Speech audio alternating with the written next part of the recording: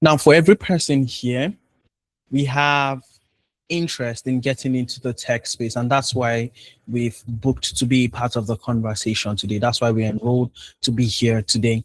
And I'm excited to let you know that we're going to be having a wonderful conversation around what's happening in the tech space, how exactly you can make your transition into these technical roles, including cybersecurity, data science, data engineering, and DevOps engineering. And it promises to be a very exciting and insightful session. So I would really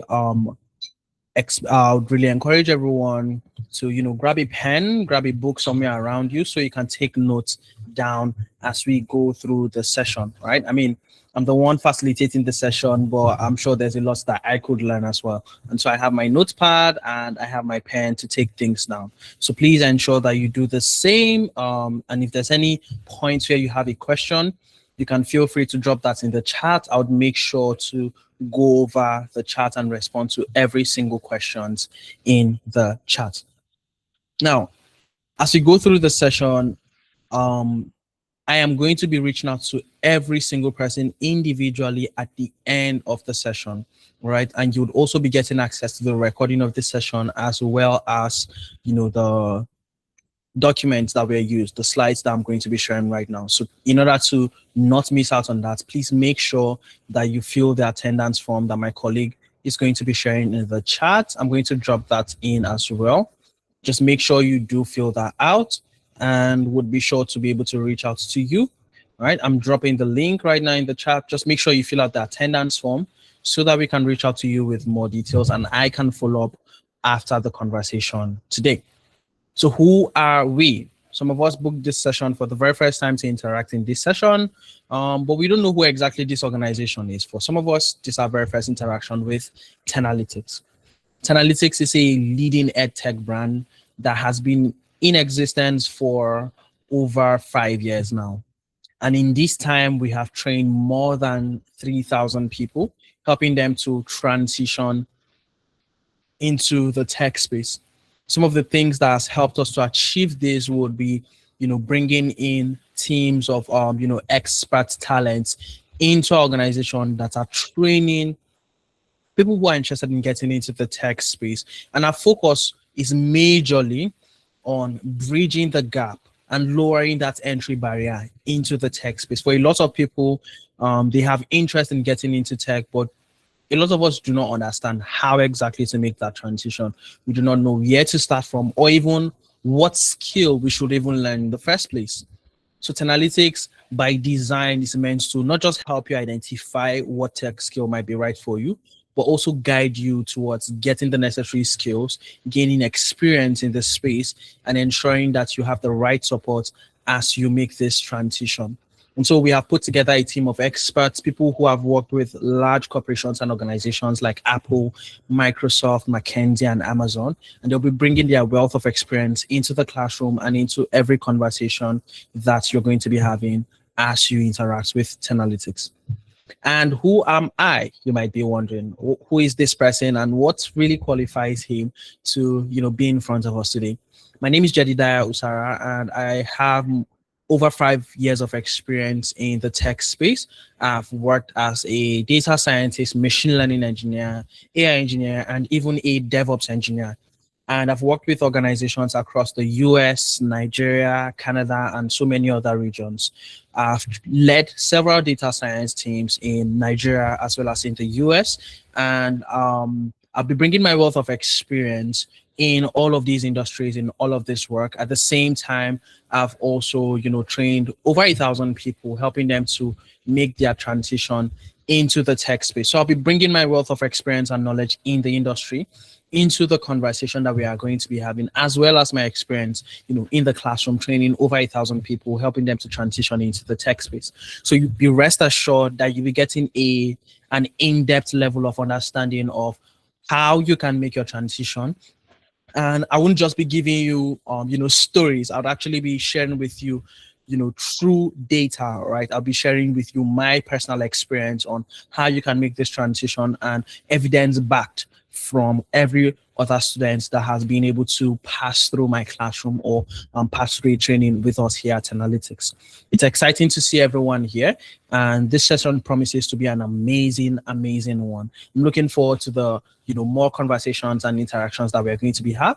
I trust that we're going to have a wonderful time. And please, as we go through the session, don't forget to fill the attendance form. It's very much important. Moving forward, this is a quick breakdown of what we are going to cover in the conversation today. We're going to be looking at DevOps engineering, data engineering, cybersecurity, and data science. And then we'll get to figure out which one of these paths might be right for you. After identifying the right one for you, then we'll look at what the pathway to getting into the space is. What do I need to do in order to become a successful data scientist, data engineer, DevOps engineer, or cybersecurity analyst? In addition to that, I'll be sharing with you the Tenalytics Growth Internship Program, where you get to gain premium work experience as you make this transition.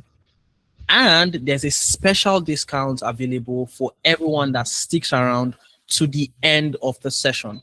So if you'd like to take advantage of this special offer, I would encourage you to make sure you stick around to the end of the session so you can, be a part of this opportunity. And before we get started on the conversation, for a lot of us, we saw the advert and it was in line with something we had interest in, whether cybersecurity, data science, data engineering, or DevOps engineering. We had some level of interest, and that's why when we saw the opening to be a part of this session, it caught our eye. So I'd very much like to hear from every single person on the call right now. Just go into the chat and type, which one of these tech tracks did you initially have interest in? Before we get into the details of what each one of these experts do, before we understand completely what exactly they do, which one of these tracks did you initially have interest in? Which one of them actually caught your eye? Which one of them are you curious about? And if you're not sure yet, you're still somewhere on the fence, just type not sure. If you have one in mind, just go on to type the track name. All right, I'll be looking out for this in the chat. Thank you, Ibukunolu. I hope I pronounced that correctly. Ibukunolu. All right. So while we are putting that out in the chat, I would like to just give a quick disclaimer. This session is a virtual session, right? It's not a physical session where I can see you. And if I see that, Ifoma is actually sleeping, I can know that someone is sleeping in the session. So at intervals, I'm going to be asking for thumbs ups. I'm going to need you to use the raise hand gesture. I'm going to need you to type in the chat. Please and please and please, I'd really appreciate if you are responsive. That way I know that you are paying attention and you're not somewhere busy in the kitchen or sleeping. All right. So please ensure that you're responsive in the chat. You're giving me thumbs ups and you're being carried along as the session goes on. Thank you so much, everyone, for your responses in the chat. Now let's test this out. If you're still with me, you're not sleeping and you're not cooking beans right now, give me a thumbs up.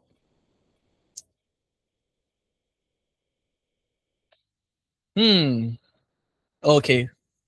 Francis is here. Francis is still with me.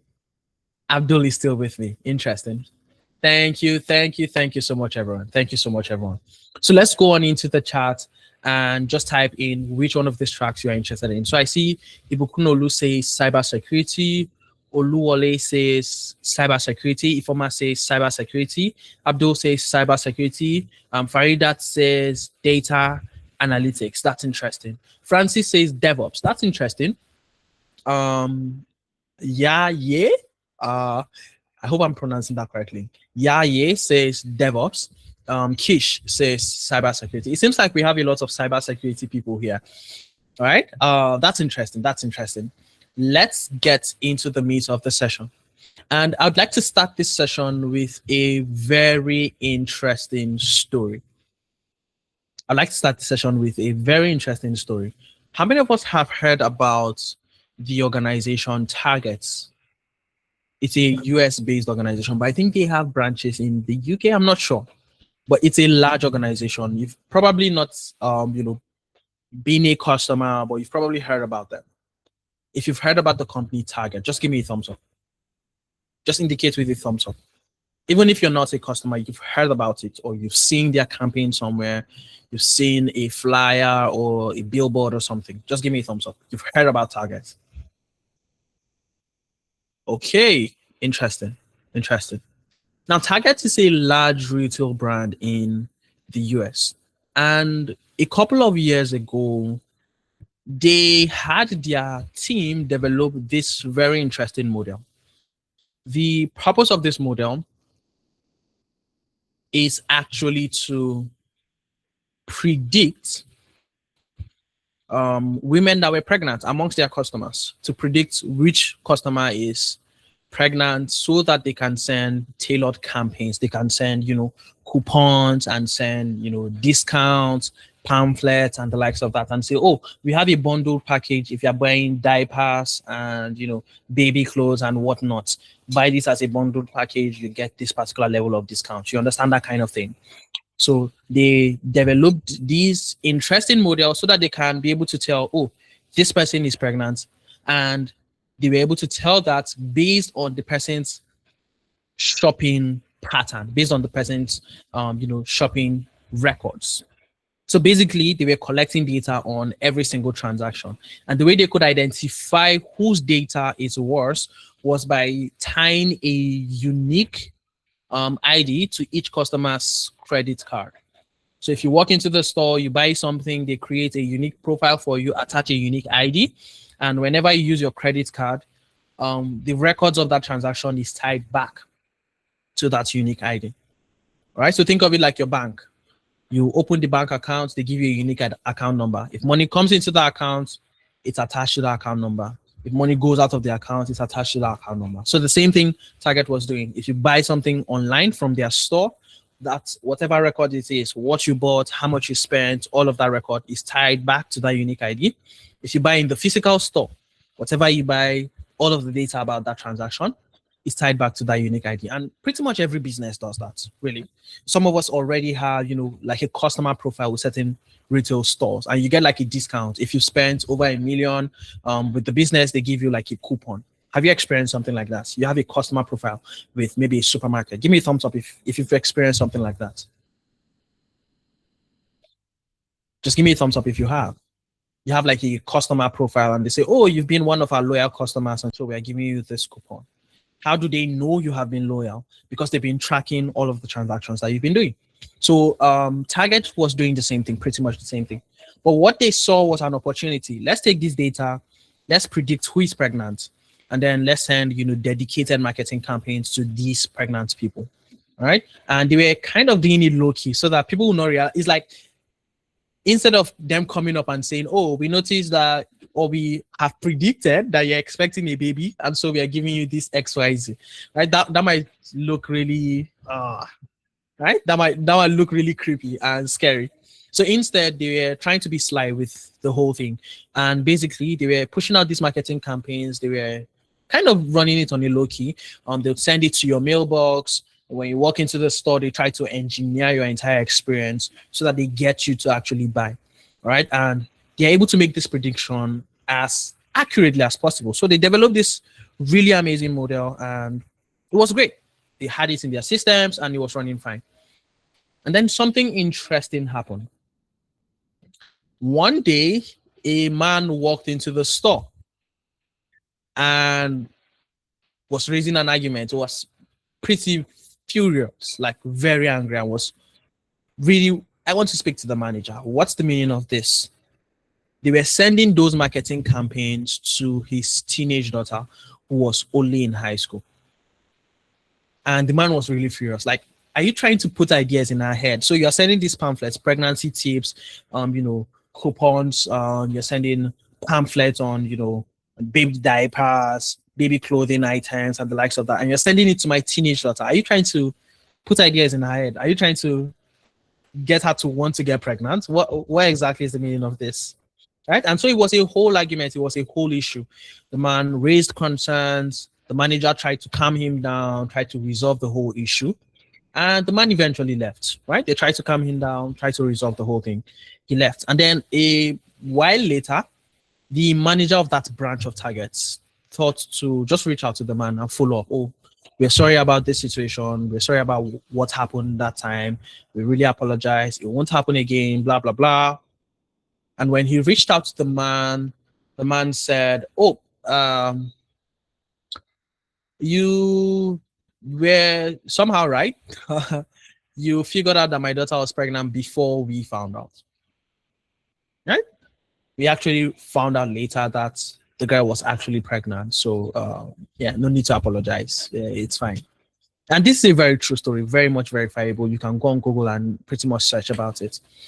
And what this means is Target was able to develop a model that was intelligent enough to predict that this young girl was pregnant before her family found out.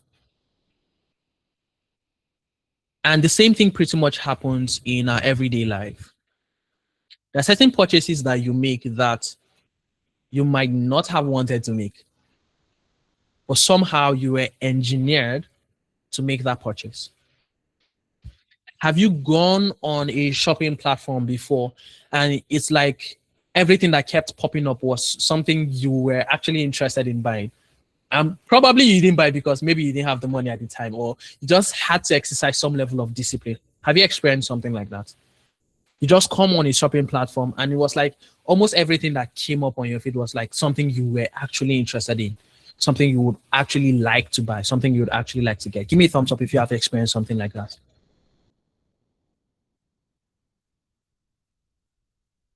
It's simply because these platforms are collecting data about your purchase patterns. They're collecting data about what you're buying, how much you're spending, and all of that. So that when you walk into a store, to a level of accuracy, they could predict how much you are likely going to spend, what you are going to likely buy, and how they can engineer you to actually buy those items. And all of this is as a result of data. So your shopping cart actually can predict the future. Today, you literally go on YouTube and YouTube is already recommending videos that you're most likely going to be interested in. You go on Netflix and it's recommending movies that you're most likely going to watch. How is this happening? There's a lot that's happening in the background. And we are going to be looking at how these things actually happen and who are responsible for these activities. Let's move further. Today, over 70% of companies use DevOps, cybersecurity, and data engineering practices. 70% of companies use DevOps, cybersecurity, and data engineering. I just gave the story about Target. And by the time I break things down, you'd really understand that at each level of that entire ecosystem, they actually had these experts operating within that system.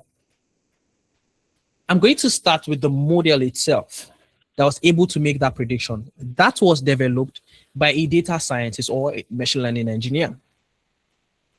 In order for that model to be able to make that prediction correctly, it had to be trained on data. And that data has to be supplied by a data engineer. So in order for that model to be able to make the prediction and say, oh, whether this person is pregnant or not, it needs data about this person's transaction history. This data could come from their online platform. It could come from different physical stores, from multiple branches of the organization. But in order for that model to work on that data, it needs that data supplied to it. So while the data scientist develops that predictive model, it is the data engineer that is responsible for supplying the data scientists with the data that they need so that they can develop that predictive model.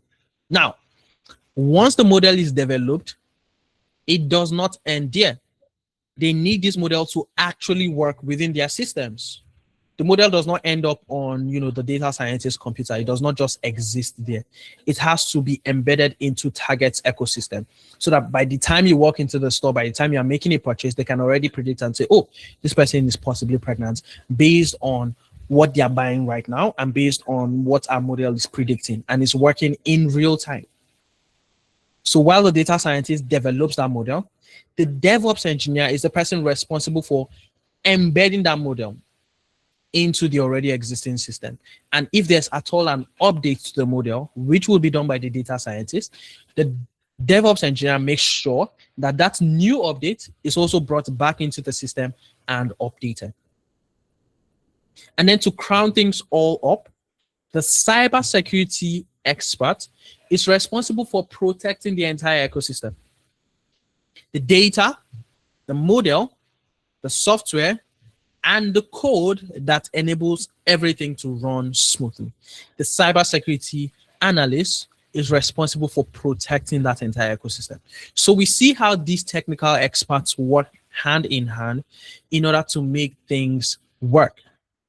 While the story might focus on the data scientist or the model itself, in order for that model to be functional, it needs data. And that's where the data engineer comes in.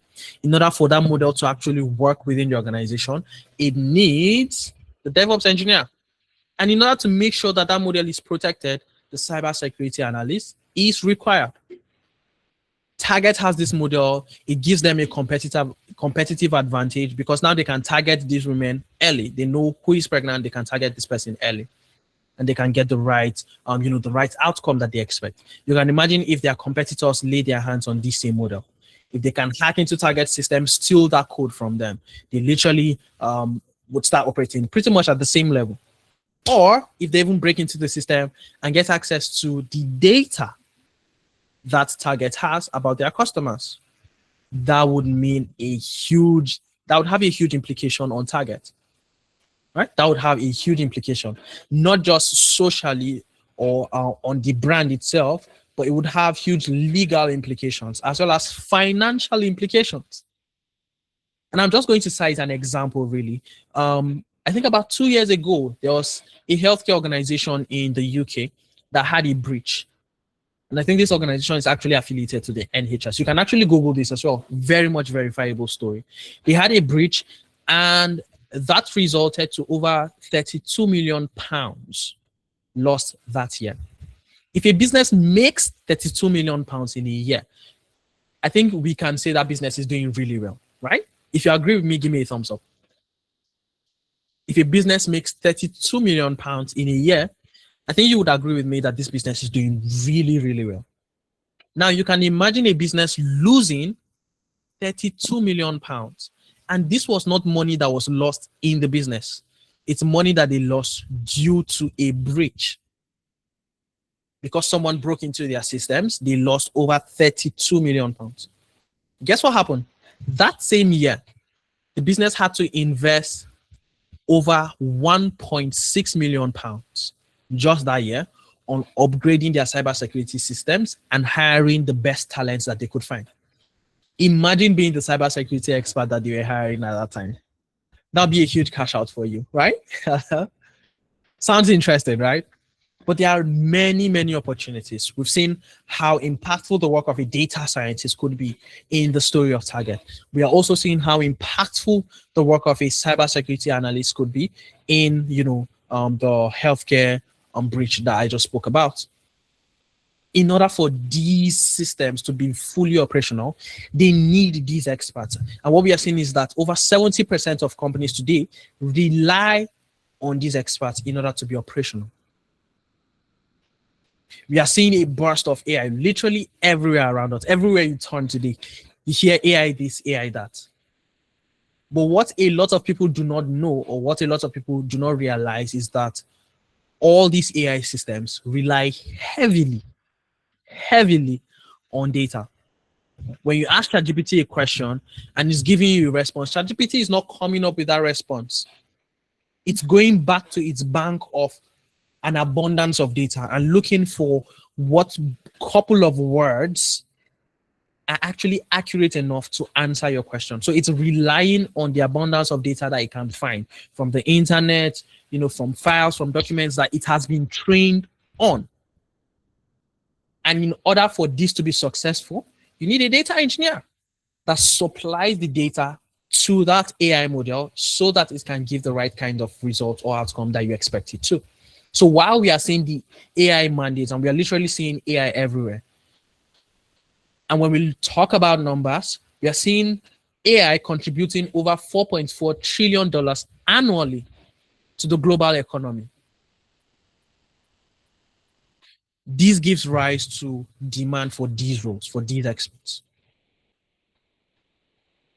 And data suggests that over 95% of most of the digital initiatives that we see today are cloud native. What that means is they are dependent on cloud infrastructure. A lot of the organizations, a lot of the businesses that we see today are dependent on cloud services, AWS, GCP, Azure, and the likes of that. And so in order for this business to be fully operational on these platforms, they need experts that understand these cloud systems, the cloud infrastructure, and can engineer the entire system for them. Help them to be able to leverage these platforms and be able to scale. It saves the business a lot of money, right? It saves them a lot of money. As much as they're paying subscriptions and the likes of that, they are paying for the service itself. It saves them a lot of money on infrastructure, on-site infrastructure, and a lot more. Now they have the flexibility to have a whole team that's working fully remotely without needing to have a physical office space. They have the opportunity to have data servers without needing to have physical servers, spending on electricity, spending on rent and physical space to host those servers. They literally need to simply pay on this cloud native infrastructures. And what we are saying is 95% of the digital initiatives that we see globally are cloud native. They are depending on these cloud infrastructures. What does that mean? That means that there are opportunities within this market that we can actually tap into.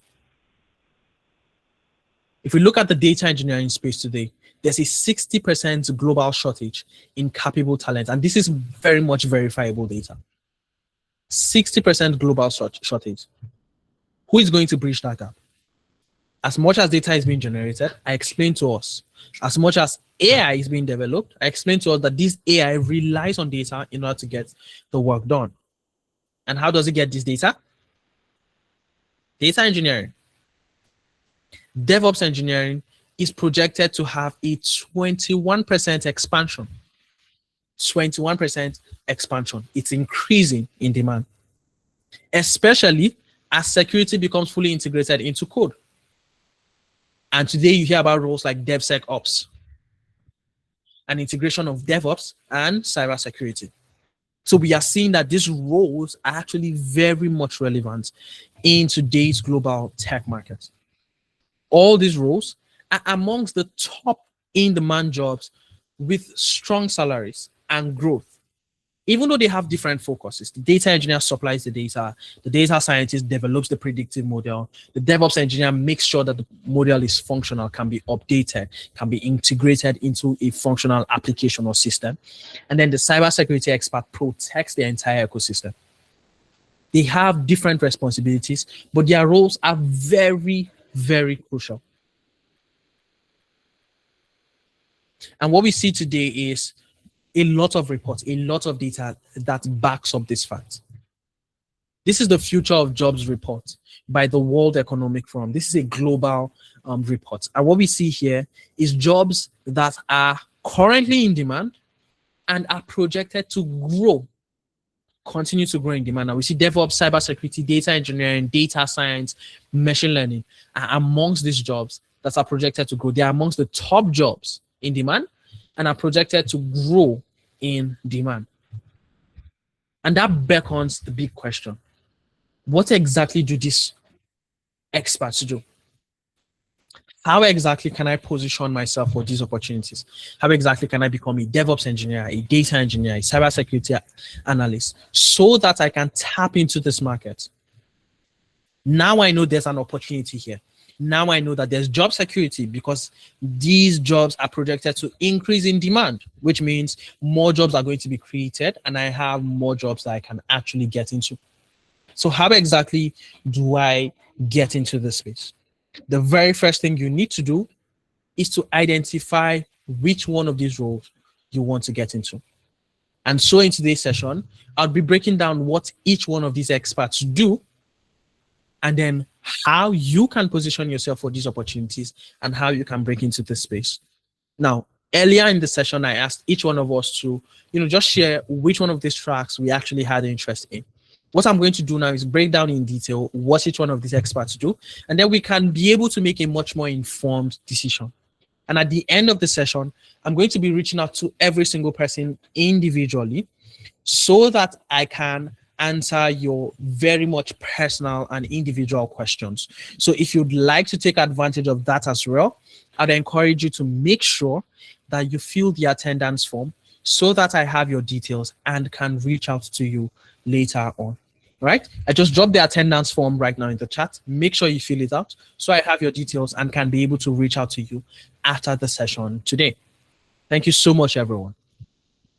Now, moving on with the conversation, I'm going to be starting with the data engineer. Every one of our activities today generates data. You wake up, literally all of the activities that happen on your phone is recorded as a log and stored on your device. Every single activity, you open Instagram, you spend 5 hours on Instagram, information about that is stored on your phone. You liked someone posts, you commented, you shared, something on Facebook, you shared a reel with your friend. That is data that's being recorded. That's why you can check on your phone now and you can track screen time. You can go and check on your phone and it will tell you how long you spent on your phone. It can tell you how long your phone has been turned on. It can tell you how long you spent on Facebook, how long you spent on Instagram, because all of those activities are actually generating data that is stored. A lot of times we do not even realize that we are generating data. A lot of times we do not even realize that businesses are tracking this data about us. I gave the, Target example earlier on. And that story actually raised, ethical concerns. How much data could Target have collected about this girl to have been able to make this kind of accurate prediction, to be accurate enough to predict that she was pregnant even before her family realized that she was pregnant? So every single one of our activities today generates an immense amount of data. You've probably experienced Spotify recommending, really interesting songs to you. Give me a thumbs up if you have. Probably a song you've never come across before. And then Spotify recommends that to you. And then you listen to the song and you're like, this is really a jam. It's really my vibe. I really enjoy this song. Or maybe even Netflix. There's a new movie you've never seen, and then it just pops up on your feed and you're like, let me check this out. And you find that you actually enjoy the movie. That's because these platforms collect data about you and are able to make predictions. But how exactly do they source for this data? I'm going to use a bank as an example.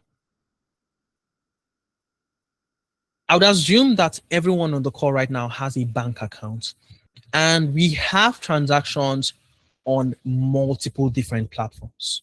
Sometimes we conduct bank transfers, right? For some of us in Nigeria, we use USSD code to do certain transactions.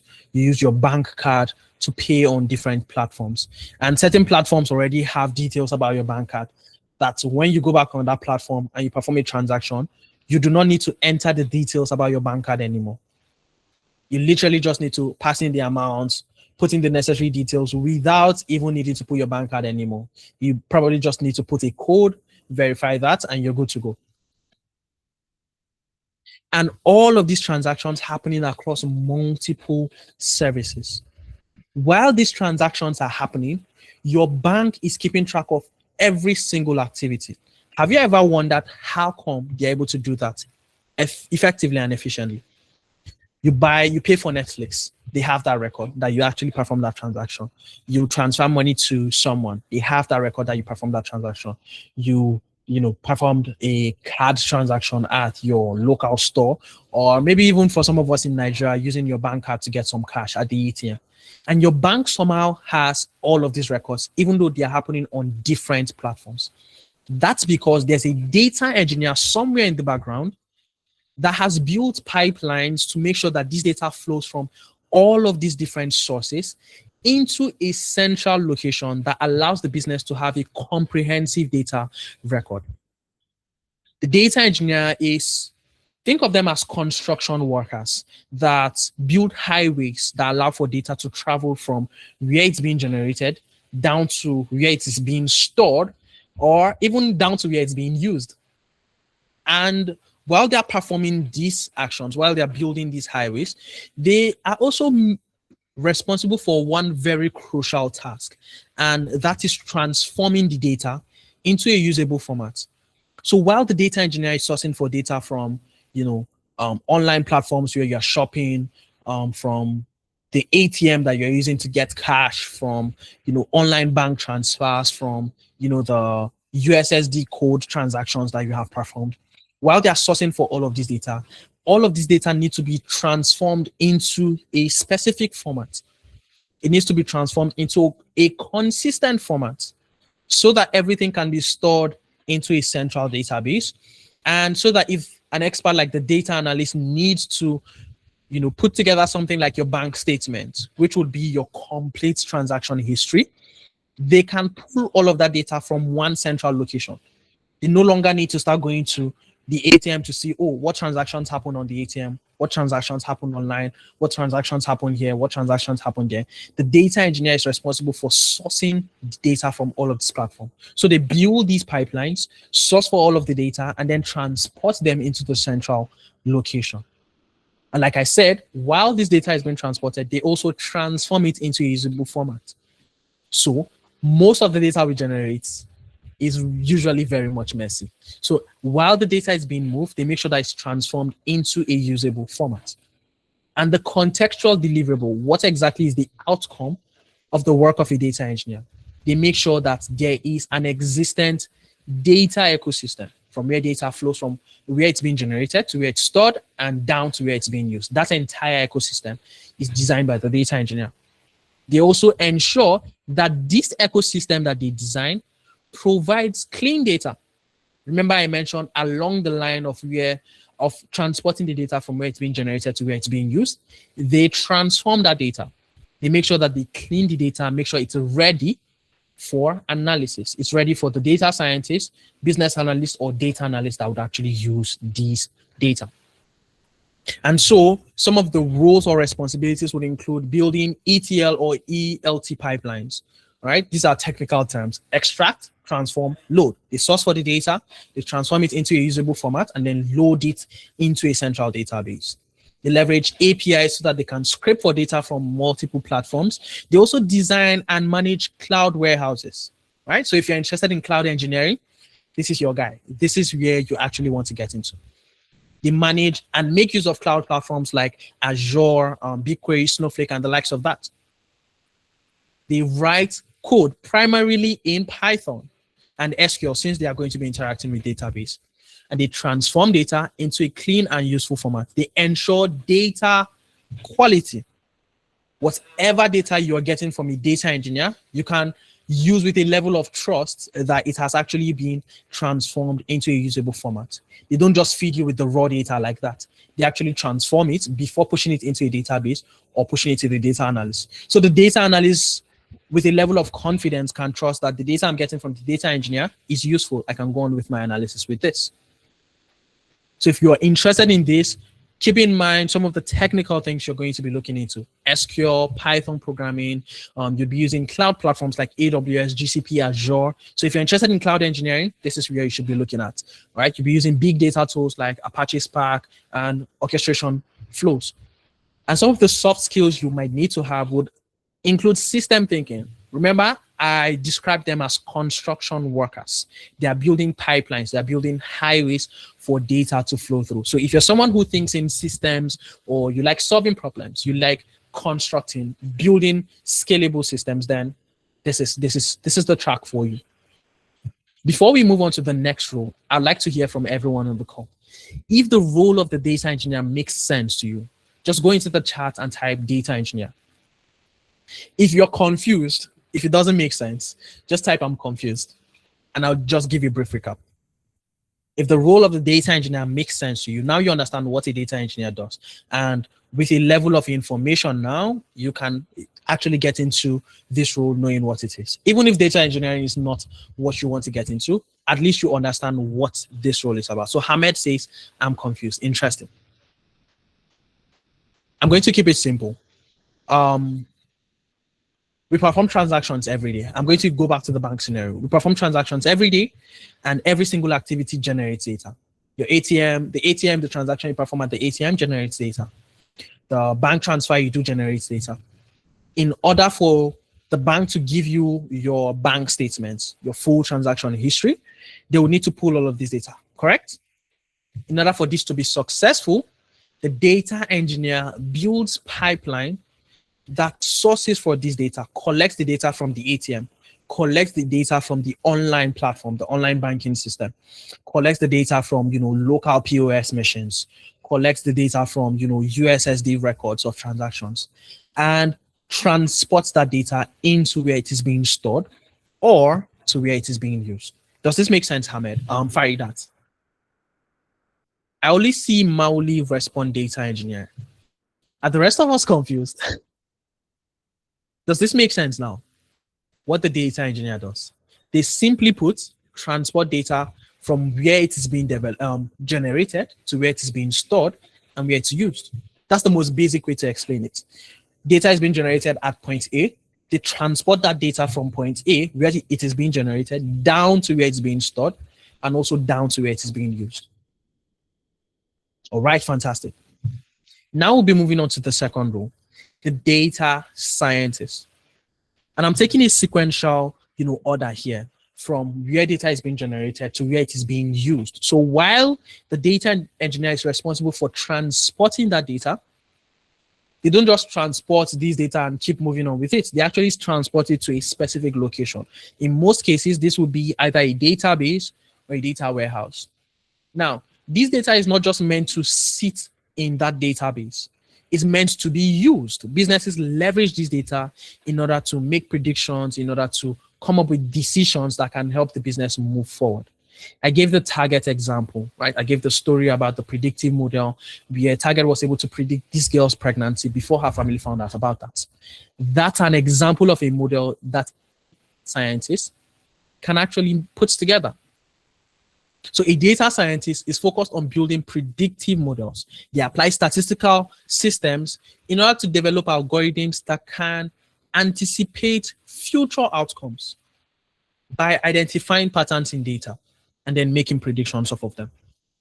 And I gave a couple of examples. I gave a practical one with, the Target story. And practically in our everyday life, we also experience this in one way or form or the other. And I'm going to cite another example.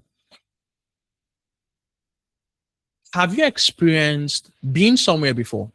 Maybe attending an event or just out somewhere, and you see someone at this event. You probably did not speak to this person. Say you attend, a conference or something like that. You meet someone at this event. You probably did not speak to this person. You probably did not have any conversation or interaction with this person, but you saw that.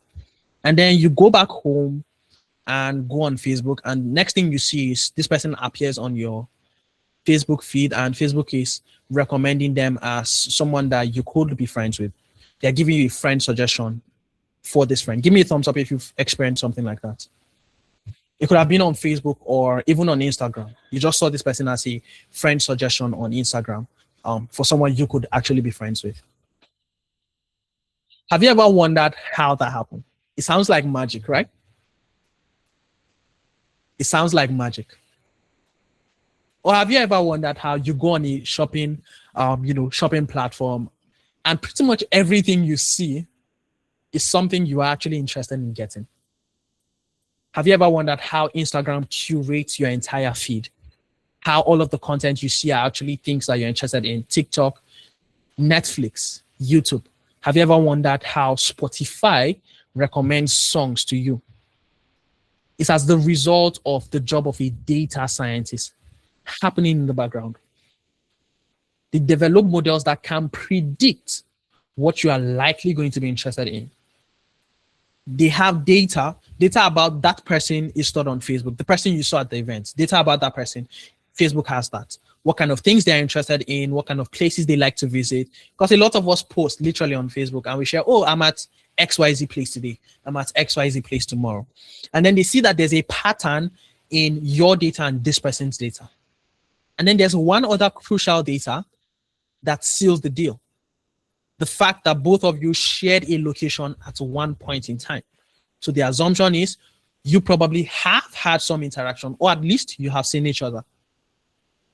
And then they're able to make that recommendation to you.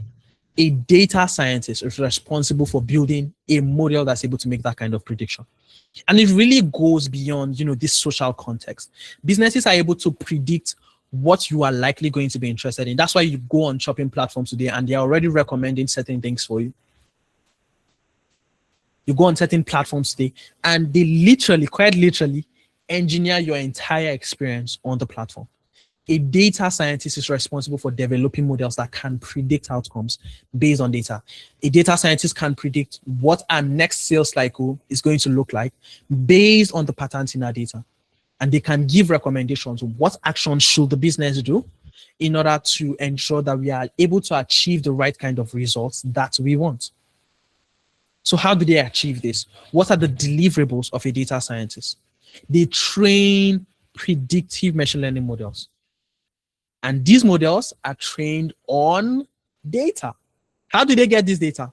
Can anyone answer that question? How does the data scientist get the data to train their predictive model? How do they get the data?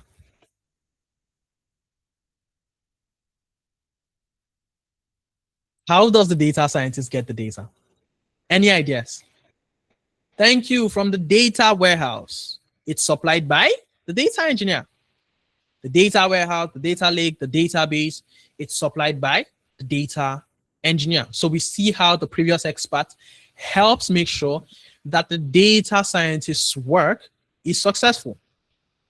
So the data scientist develops this predictive model that can forecast what the next sales cycle is going to look like, what Elijah is most likely going to buy on our platform, so that when he comes on the platform, that's the first thing he sees. How much is Elijah going to spend on our platform? So that we are curating his entire experience on our platform. And how is this prediction made? By looking at patterns in data that already exists, and then we are predicting what the future is going to look like before it even happens. And that's the kind of work that a data scientist does. So some of their responsibilities would include building and training predictive models. They train these models. Take note, they train the models, they build the models. They conduct exploratory data analysis, looking at patterns, uncovering patterns in data, looking at anomalies, what exceptions, what bias exists in the data, and then they engineer the model to be able to make this prediction so accurately, despite this bias in the data.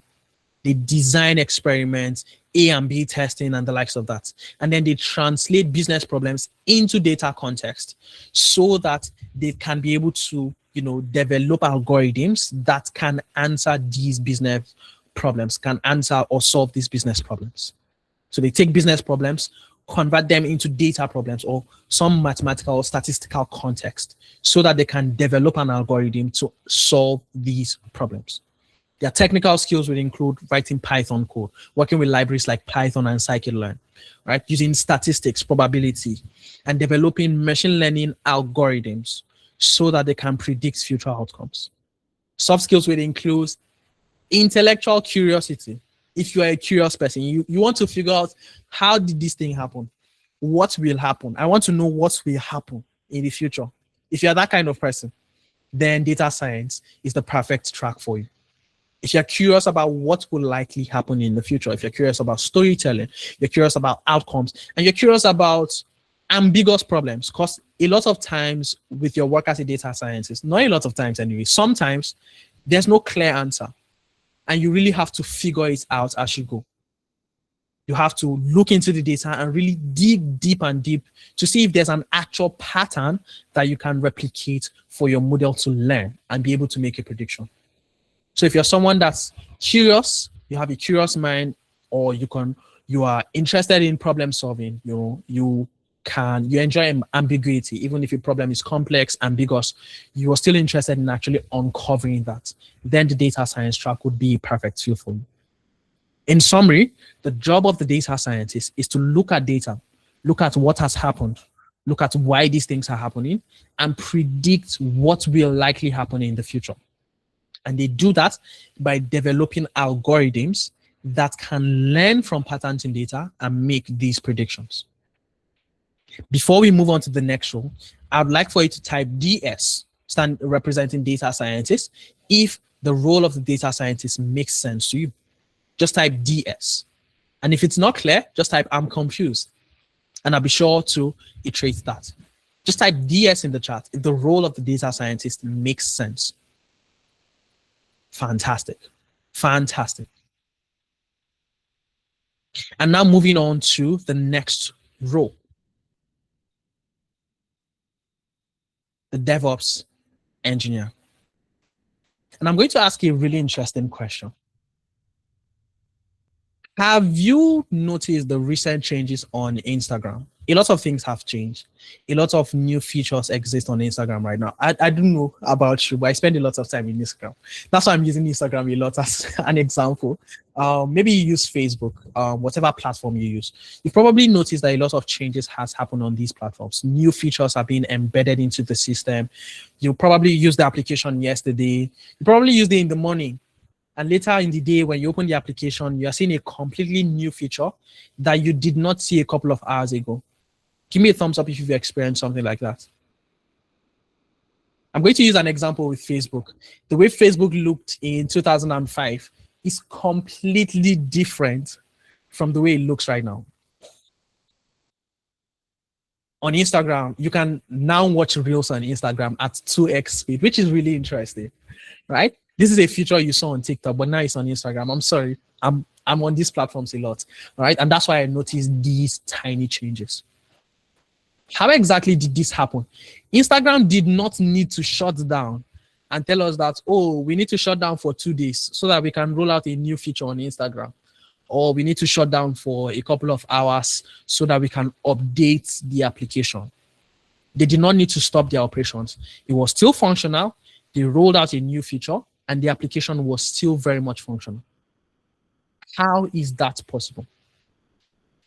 At the same time, how is it possible that we have a machine learning model that is able to make prediction, but Netflix can take that machine learning model and embed it into their system?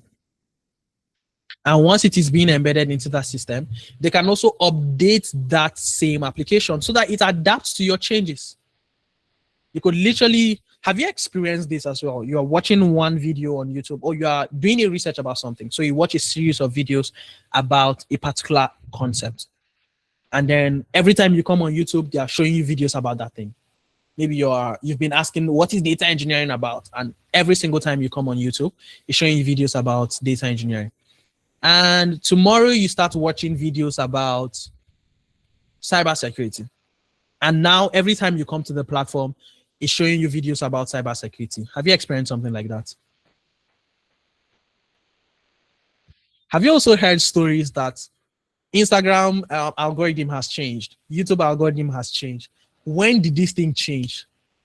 How come I did not notice that this thing changed? I'm just hearing that it has changed. If they did not put out a press release, I'll probably not know that it has changed. I'll probably observe, if you're a chronic user of this platform, that's when you probably observe that, oh, this thing has actually changed. All of these changes are happening low-key, somewhere in the background. And the DevOps engineer is responsible for managing these changes. When an application is deployed, and by deployed, it simply means that now you have access to use it.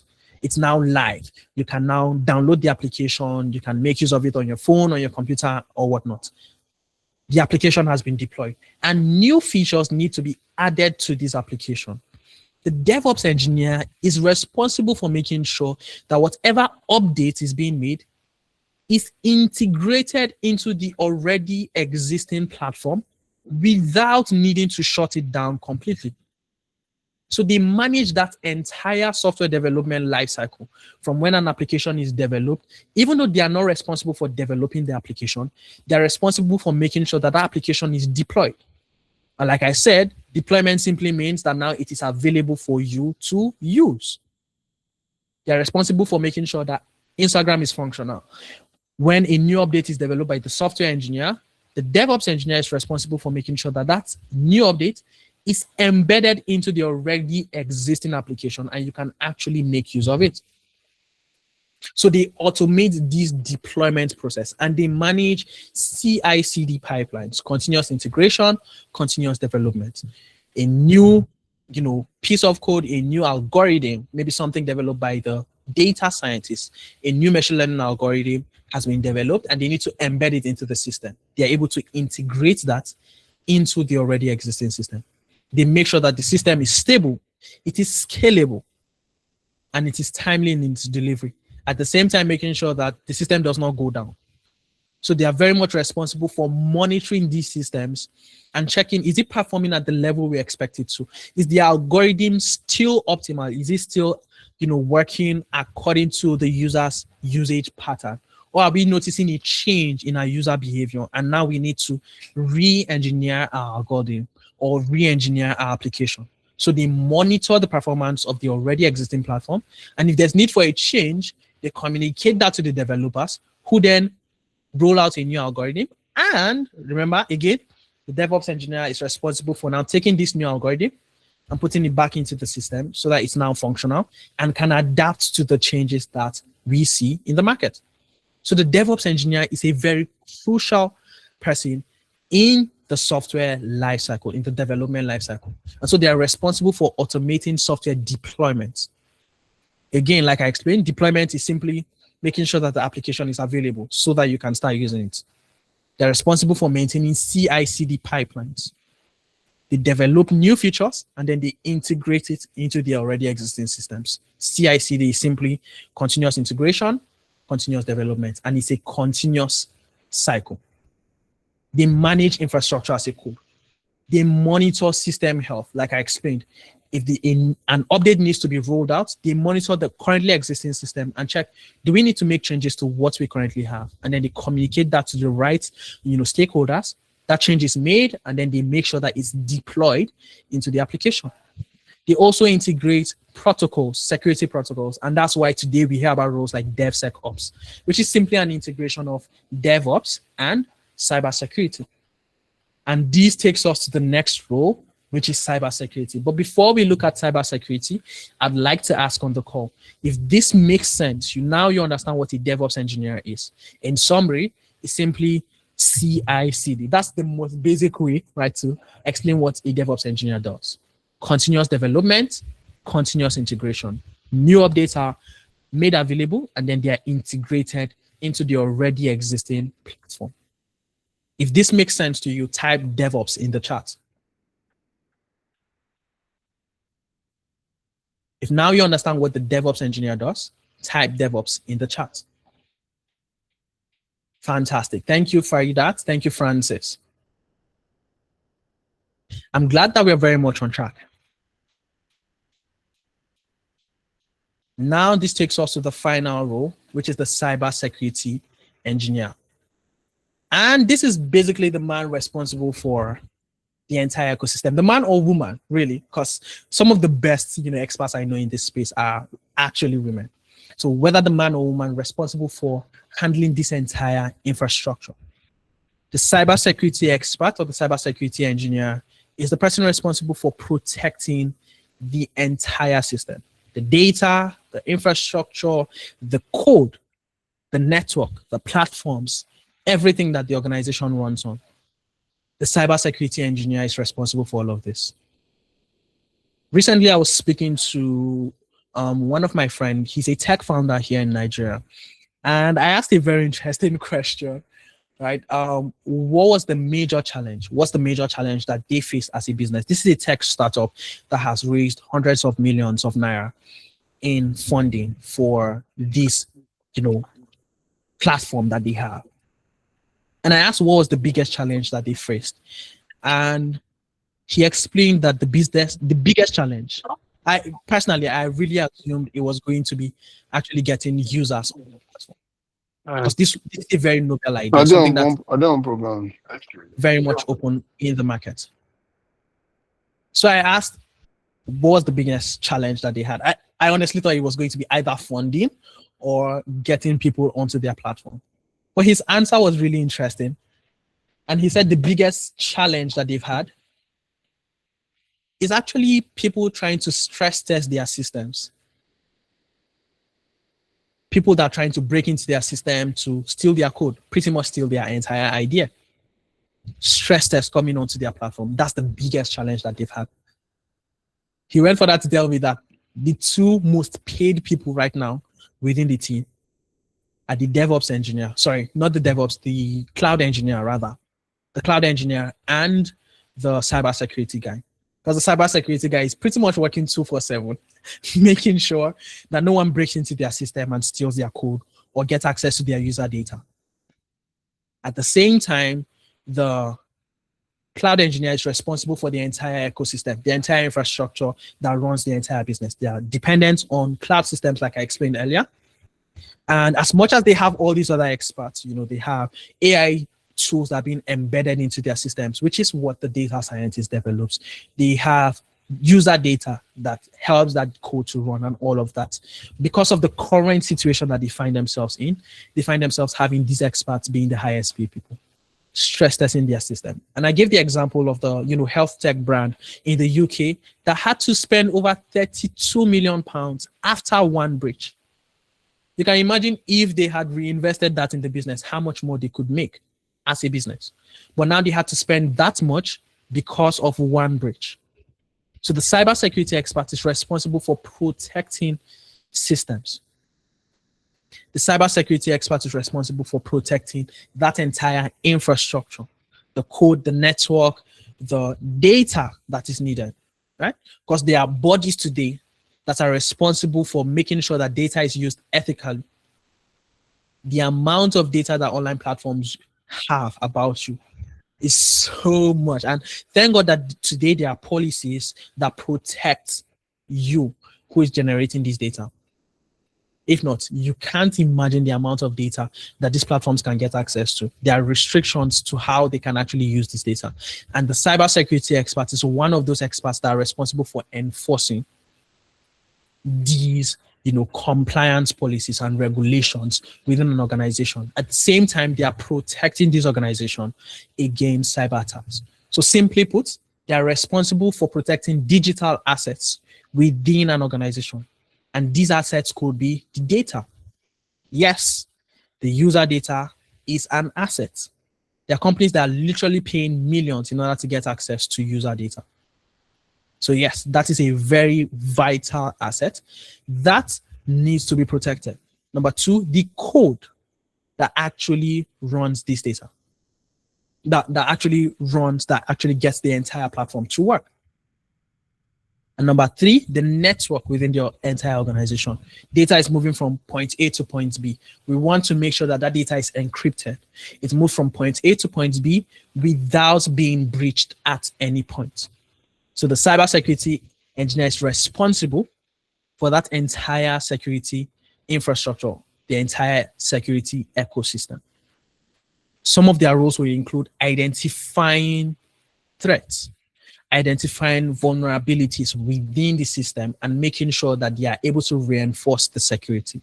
They implement security as a code, right? They put together firewalls, endpoint encryptions, AIM tools in order to make sure that the entire ecosystem is protected. You can imagine someone breaking into a bank in Nigeria today and not stealing 1 naira, but stealing every single customer's BVN. That sounds like just one piece of data. But the amount of damage that person could do with just that piece of data is immense. And that's why organizations are literally spending a lot on security infrastructure. And that's why the role of the cybersecurity analyst is also very much important and vital. They embed security best practices into systems and even in organizations. And I'm sure almost every one of us, or for most of us on the call, you've probably had to go through, one boring cybersecurity course at work where they told you not to click on random links in your website or in your email. Have you experienced something like that? Just give me a thumbs up if you have. The organization had to make you go through one training on cybersecurity. Don't click on this link. Don't visit random websites using company devices and the likes of that. Yes, because cybersecurity experts are enforcing these practices. Gaining access through one person's email literally gives access to pretty much the entire system. If they can break in through one person, they can pretty much gain access to the entire system. It only takes one computer that's already in the network to actually get access to the entire network. And that's why, while there are cybersecurity experts trying to protect this system, you, who is also a user of the system, of the entire ecosystem, you're also being trained on what you need to do to help augment this entire process. If all of this makes sense, you understand what the cybersecurity analyst does, go on to type CS or cybersecurity in the chat. If this makes sense to you, go on to type CS or cybersecurity in the chat. Fantastic, Faridat. Thank you, Tamno. Thank you, Kish, Oluwole. Fantastic. Now, how exactly do you get into the space? How exactly do you get into the space? We've seen that these roles are in demand. We've seen that there are opportunities in these roles. And now we understand what each person does. How do you get into the space? We at Analytics have come up with a 3-step formula that has proven to work. And we've literally had thousands of people apply this 3-step formula and have been able to secure jobs in the tech space. For those of us that joined really early in the session, we heard the testimonials, all right? There were literally opportunities that came their way, right? We heard the testimonial from the guy earlier. He literally had recruiters reaching out to him with opportunities. Why? Because he was able to apply this 3-step formula: learn, package, and apply. So how exactly can you also, go through this 3-step formula? You have to start with the very first step, which is learning. Now we've seen that these 3 roles are in demand and we need to learn about them. How do you learn? Which one of them do you need to learn? And how exactly do you learn these things? Before we get into how you need to learn, I would like to hear from every one of us. We've gone through 4 different tracks now. Which one of these tracks do you think is the most suitable for you? Or which one of this track do you see yourself getting into? Which one of these tracks do you see yourself getting into?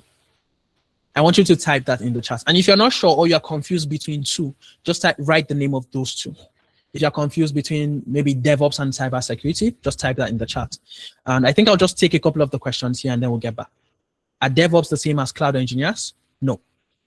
DevOps engineers are responsible for deployment. If you are interested in cloud engineering, you want to consider the data engineering track. Which of these roles is the most in demand? All of them. Trust me, all of them. All of them, right? I painted out 2 different scenarios with, the healthcare organization that was breached and Target that had the predictive model. Target will spend a lot more to retain that talent, to have those predictive models so that they can perform better and have a competitive advantage. And, the healthcare organization that was breached will spend a lot because they just spent £32 million on a breach. So they'll spend more to hire talents that will protect them against this happening again. So as much as there are opportunities across different regions, as much as there are opportunities for these different roles, the demand within individual organizations might vary. Which of these roles are the most in demand? I think I just answered that.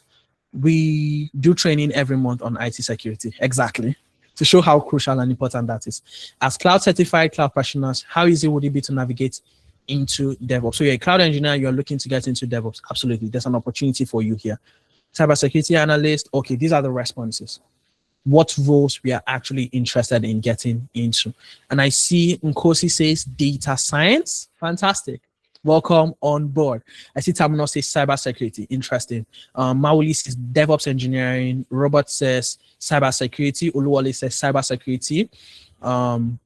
Olawale says cybersecurity. Petunia says confused between DS and DE. That makes sense. I'm going to clarify the differences later. Abdul Latif says CS and DS. Interesting. DevOps, data engineering, and cybersecurity. That's interesting. Data engineering. What confidence are you giving us, the learner? There are so many online training out there. which I have done and spent a lot. I'll come around to questions. Job guarantee, cybersecurity, DevOps. All right, interesting. So I've seen a lot of these roles.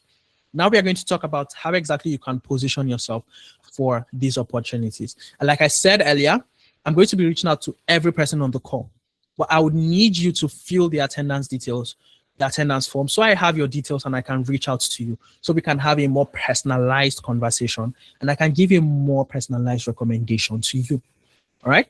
So go on into the chat, make sure you fill in the attendance form, and then we'll have that conversation and expert guidance on what track might be a perfect track for you. Now moving on, how do you position yourself for these opportunities? Number one, you need to learn. You need to learn the right way. You need to learn, and you need to learn the right way. You need to learn in a project-based environment. Every single recruiter today needs two things from you. Two things.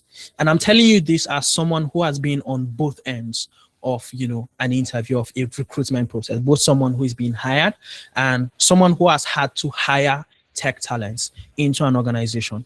There are two things that every organization needs from you. Every recruiter is looking out for, especially technical recruiters. Two things. Number one are the skills. You need to have problem solving. You need to have the business acumen. You need to know these things. I need you to be a data scientist. It means you need to be able to develop predictive model. I need to be a DevOps engineer. You need to know Kubernetes. You need to know CI/CD. I need to be a data engineer. You need to be able to build ETL pipelines. To be a cybersecurity analyst, you need to be able to go through network security or whatever specialization I need you to work in. And then the second thing is experience. I need you to have hands-on experience.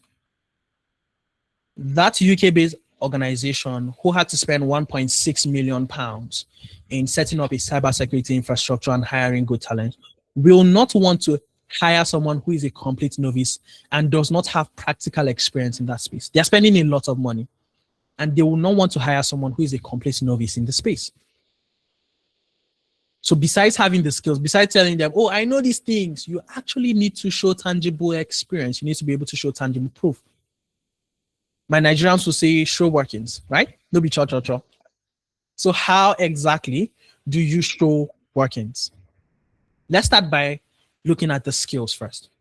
You need to learn in a project-based environment. And Analytics is designed with very much intention to make sure that you are getting practical knowledge in this space. First of all, you need to learn the skills and you need to learn the right way. You learn by doing, and that's a mantra in the tech space generally. How does Analytics help you do that? We have self-paced learning materials that you get to watch at your own pace. These are bit-sized watch me do it videos that you get to consume and walk along as you watch. It's called watch me do it. So you watch the videos and then you do it on your end. This helps you to gain practical experience as you learn these tools. You're learning about them in theory while also learning practical applications and doing it yourself. Now, besides the self-paced learning materials, we also have instructor-led classes where you come into a live class with a tech expert like myself and other professionals who have premium experience in the industry, as well as in training people like yourself.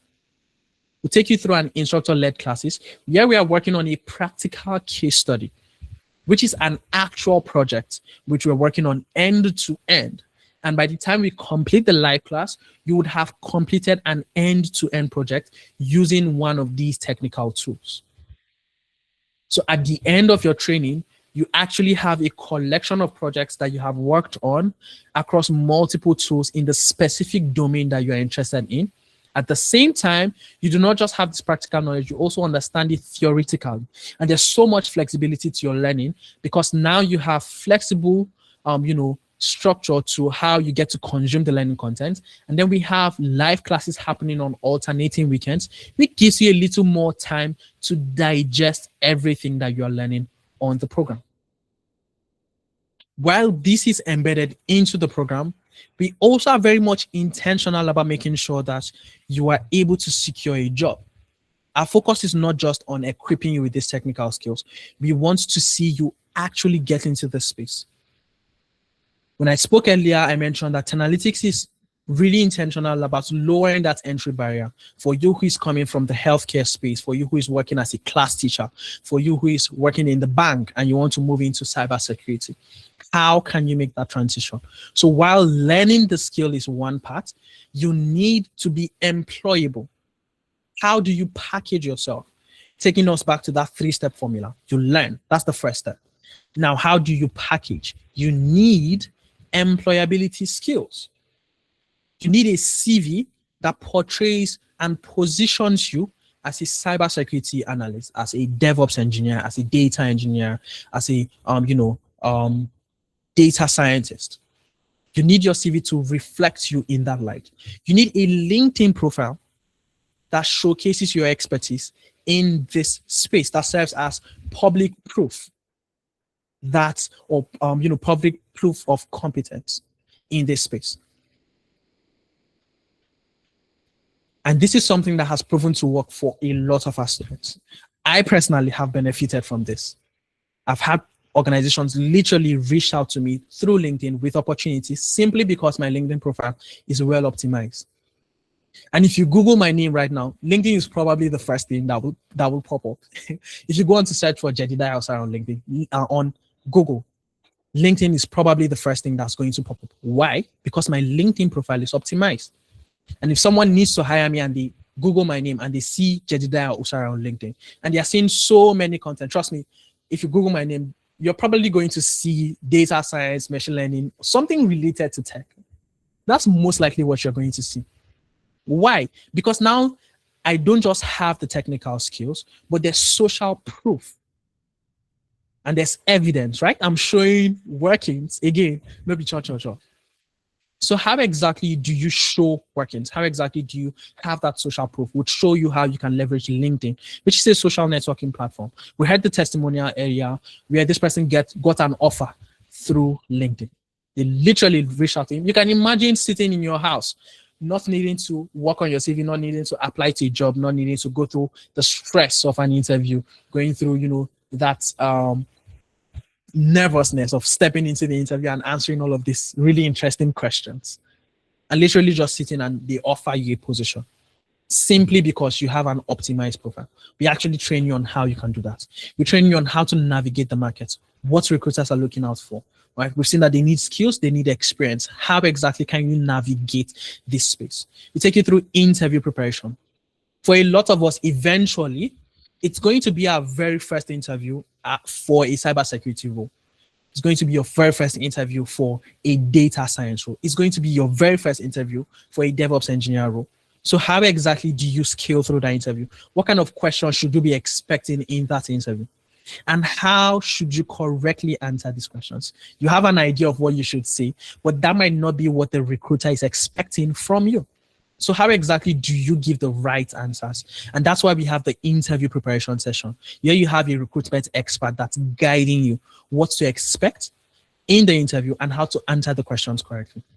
And you can also request for job reference letters from Tenalytics, helping you to have a credible organization like Tenalytics vouching for you when you eventually are being recruited for a role. We have on-the-job support even after you've gotten the job. And we have weekly mentorship sessions as well as Upwork optimization sessions. So if you decide you don't want to take the route of working for a conventional company, you want to work freelance, just work on contracts, get paid, go on your way. You want to work 2-3 contracts at the same time. So you have that level of flexibility. Would actually be taking you through how you can leverage platforms like Upwork in order to achieve that career goal. So these covers the skills that you need, from the technical skills to the employability skills. And I mentioned there's one other thing that recruiters want. I mentioned 2 things. They need skills. And what's the second thing? Do we remember what that is? Just type that in the chat. If you remember what the second thing that recruiters want from you is skills, and do you remember what that is? Experience. Thank you, Yaye. They need experience.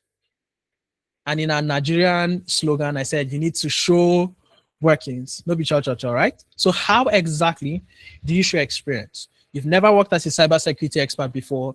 You are just getting into the space right now, training with Tenalytics. How exactly can you show experience? How exactly can you show proof of competence? In lots of roles, you would see ask for 2 years, 3 years of experience. How can you show that you know these things without having actually worked into this space? You can simply do that by having a robust portfolio that showcases your work. I got my very first tech role before I had my degree. And this was without any certificate at all in tech. I did not have a degree. I did not have any certificate at all for training. I started off my career in tech out of curiosity, and I was able to land my very first role without any certificate. How was I able to do that? I worked on projects, and that was more than enough evidence that I knew these things. How does Tenalytics help you to do this? You are in a project-based learning system. Every single class you walk into, we are working on a practical case study, and that gets added to your portfolio. And at the end of your training for 6 months, during which you would literally be working on new projects every other week, you get a 2-month period of internship where you have more projects to work on and you get to build more experience. But here's the added advantage you have. The internship is with our partner organization, Amidari. And what that means for you is that you get to have Tenalytics as well as Amdari reflecting on your CV as well as your LinkedIn profile with projects that you have worked on with these two organizations, and they serve as proof of competence. They serve as evidence. They serve as experience in the space that you're trying to get into. So you see that you are equipped with not just the skills, not just the technical skills, but the employability skills that you need, as well as the practical experience that you need in order to get into this space. What do you need to do right now to make sure that you get started on this journey? This is more than enough, right? This is more than enough to land you your very first role. We are very intentional about your experience and making sure that you don't just learn these things, but you actually secure a job. So what do you need to do right now in order to get into this space?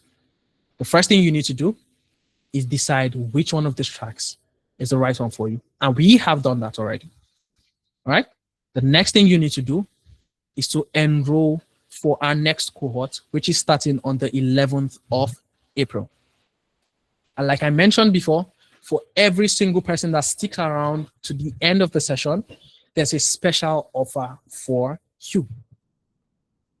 If you're enrolling for the next cohort, which is starting on the 11th of April, you get access to 50% off on the enrollment fee.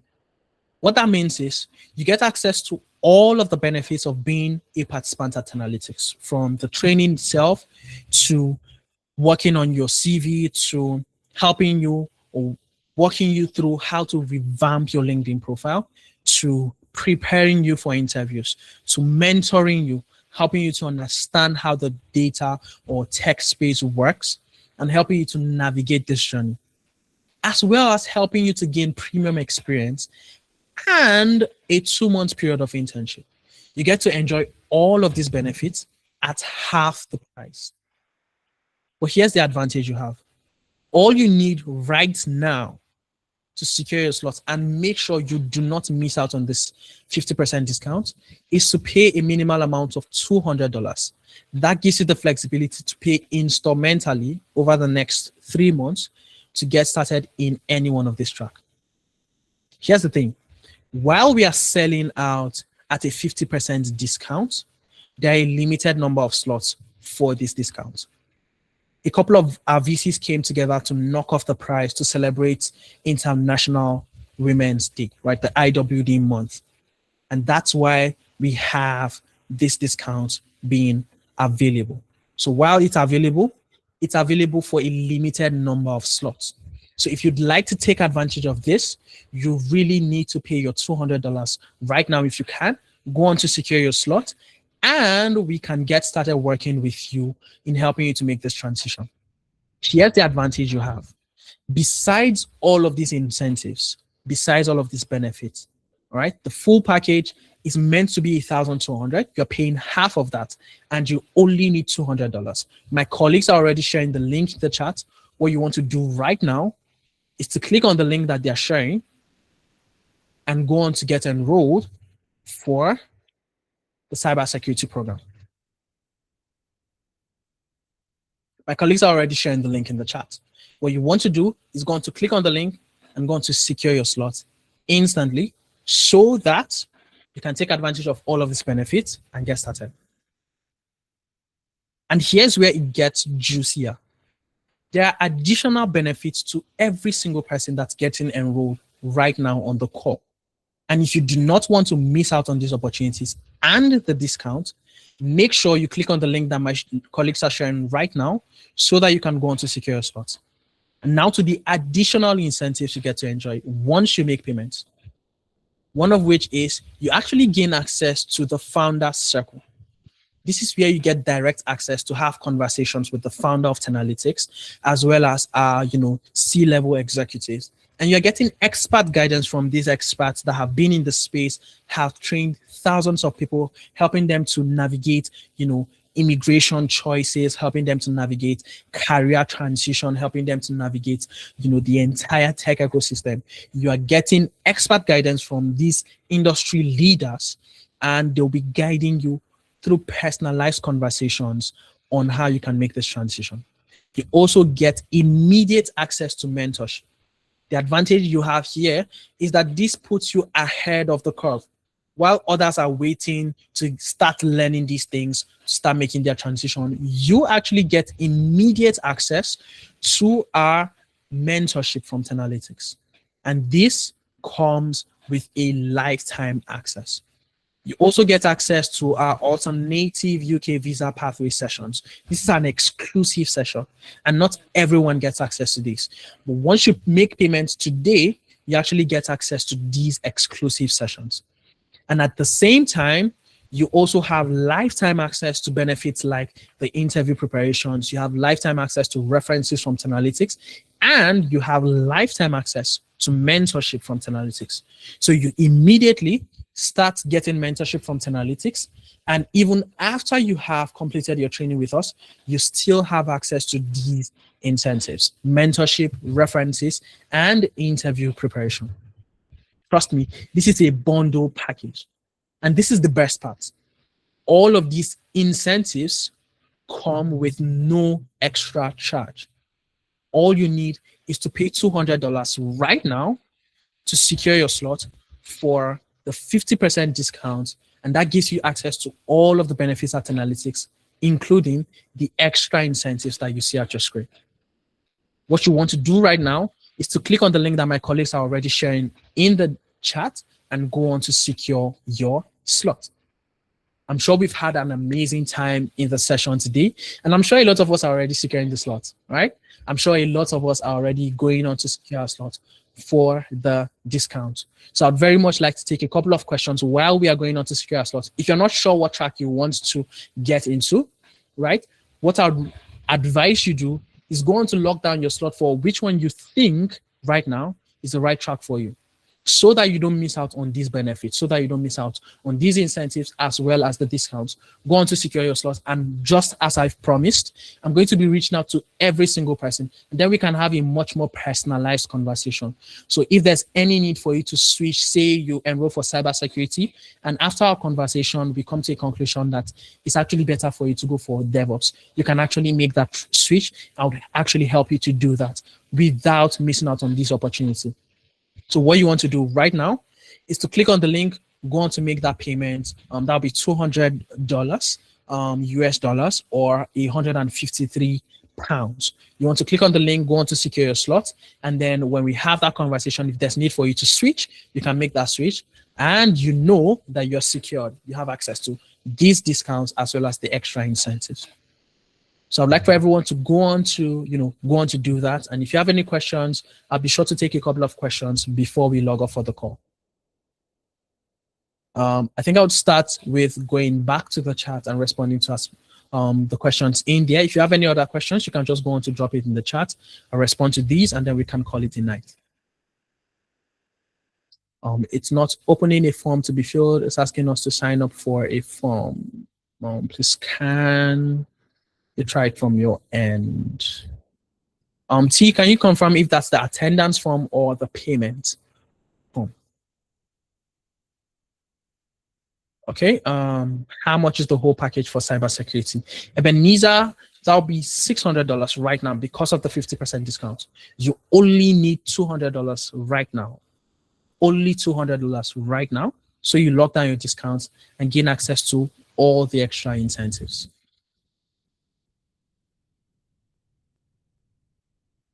I can't load the form. So I'm going to click on the link myself and share my screen.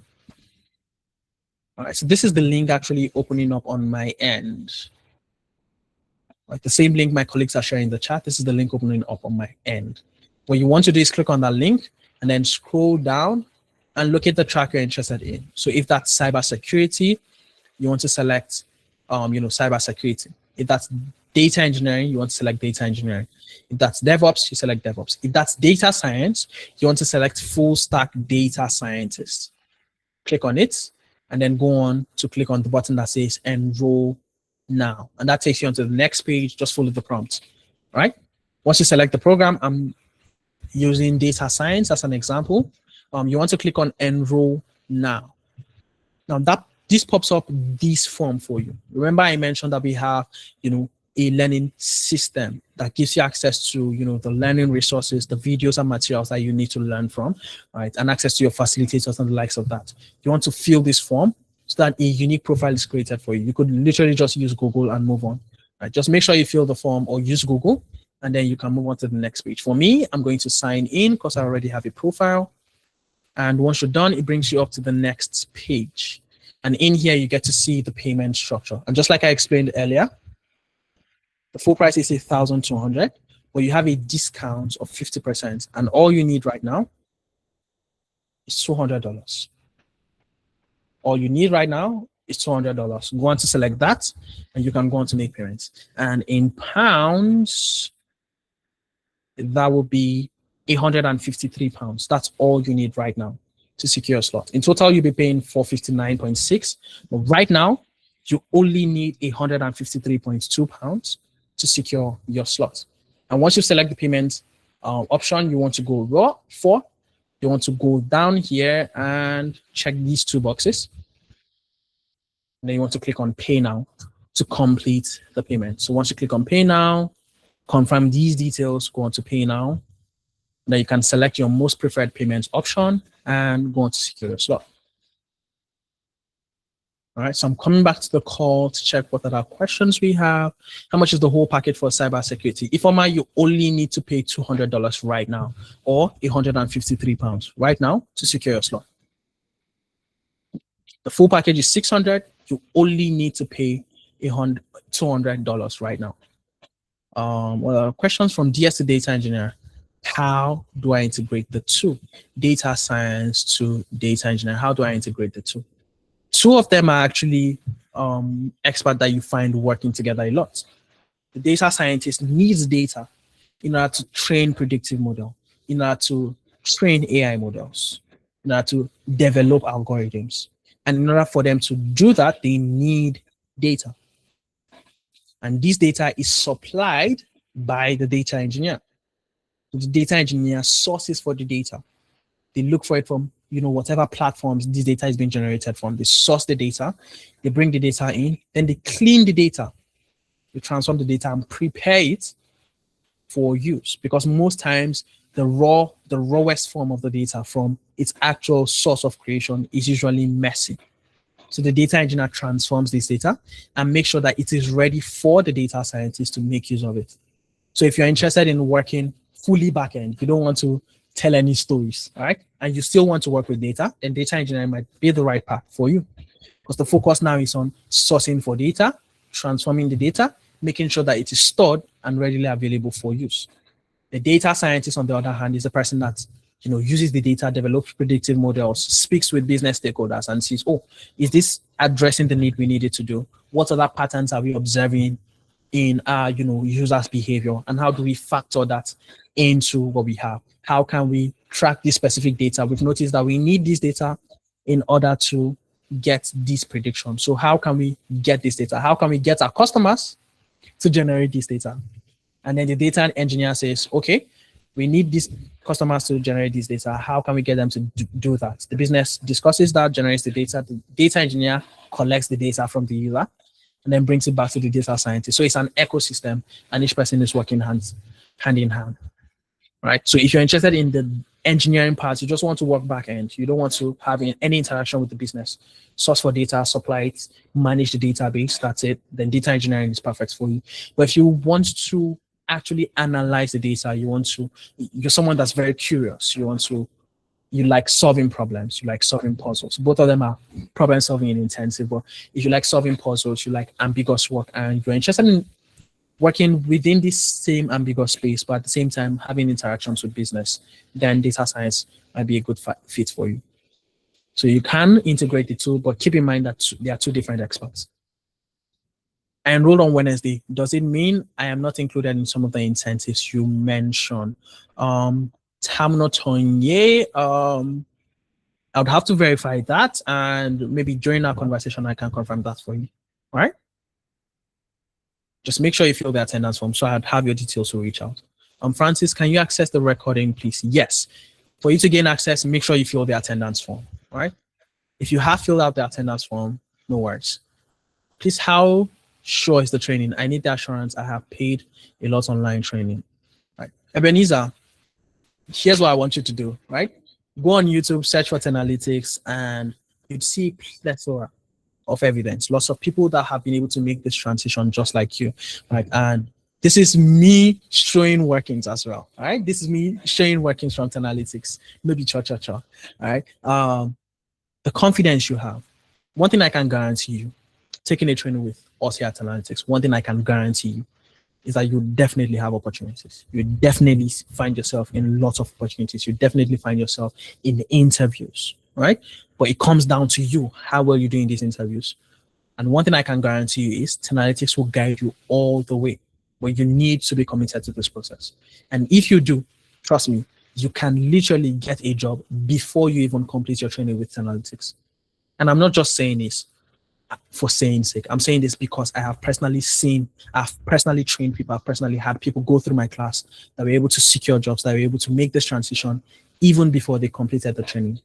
So absolutely, I'm giving you my word. I'm giving you my word of confidence, right? You can go on YouTube, go on LinkedIn, literally, you'd see lots of testimonials from people who have been able to make this transition. So it's very much possible, but you need to be committed to the process. One thing I can assure you, one thing I can guarantee, Analytics will support you all the way. One last question. When do we expect to receive the call from the instructor?